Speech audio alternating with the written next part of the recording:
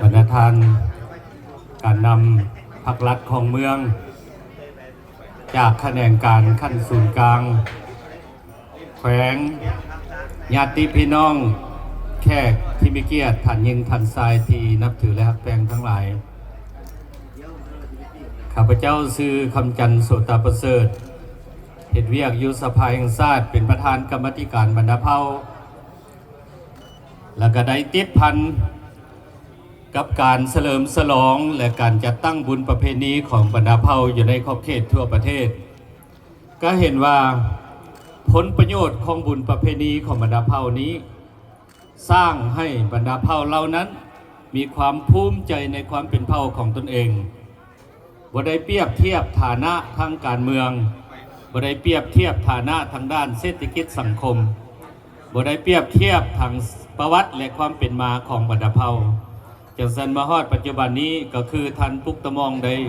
มีคำเห็นอยู่ในคำเห็นนั้นจากบุญประเพณีของบรรดาเผ่าลาวของพวกเราแต่ก่อนมี49ชนเผ่าปัจจุบันนี้มี50ชนเผ่าอยู่ใน4กลุ่มหมวดภาษาของบรรดาเผ่าจากเส้นบุญประเพณีนี้เขาใช้คำศัพท์ว่าบุญประเพณีอันดีงามของบรรดาเผ่าอย่างเช่นกับพยายามตีถอยอันใดที่มีลักษณะล่าหลังเกินไปอันนั้นแต่ละเผ่าก็เข้าใจเองว่าต้องมีการดัดสมและปรับปรุงไปตามแต่ละระยะ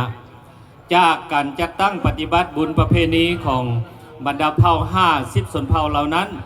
เฮ็ดให้ข้าเจ้ามีความภูมิใจในชื่อของชนเผ่าตนเองมีความภูมิใจในประวัติความเป็นมาและสภาพการเป็นอยู่และปัจจุบันนี้ภาครัฐเฮาก็มีการพัฒนาชนบทแก้ไขความทุกข์ยากและอันนั้นเป็นเป้าหมายเพื่อพัฒนาบรรดาเผ่าที่อยู่เขตห่างไกลซอกลีกให้ได้ยกระดับชีวิตการเป็นอยู่ของข้าเจ้าเพื่อยับมอเข้าหากันกับชีวิตการเป็นอยู่ของบรรดาเผ่าที่อยู่บนเจริญและก็อยู่บนมีเงื่อนไขที่ดีกว่าอย่างเส้นนี้ส่วนเผ่าพวกข้าพเจ้าบุญประเพณีเกลือนี้แต่ก่อนก็ได้จัดตั้งปฏิบัติเป็นชั่วหลายชั่วคนเป็นประวัติศาสตร์มาแต่ดึกดำบรรพ์แต่มาในระยะฝรั่งปกครองหรือว่าพวกต่างด้าวมาปกครองบุญประเพณีที่ว่าแต่ละของชนเผ่าหันนับมือนับจางหายไปและภาครัฐได้มีมติของศูนย์กลางแนวลาวสั่งศาสตร์เริ่มแต่ปี 2094 เป็นต้นมาบุญประเพณีชนเผ่าบุญเกลือของชนเผ่าขมูนี้ก็ได้เริ่มจะตั้งปฏิบัติเป็นต้นมาอย่างเส้นเดียวนี้นี่การขยายตัวของบุญดังกล่าวก็เป็นการเต้าโฮมกับเผ่าอื่นๆเป็นการ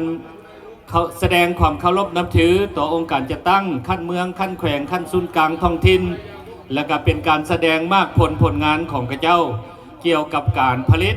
เกี่ยวกับศิลปะวัฒนธรรมเกี่ยวกับฮีตของประเพณีอันดีงามที่เด่นชัดที่สุดก็เป็นเครื่องนุ่งของบรรดาเผ่าเหล่านั้น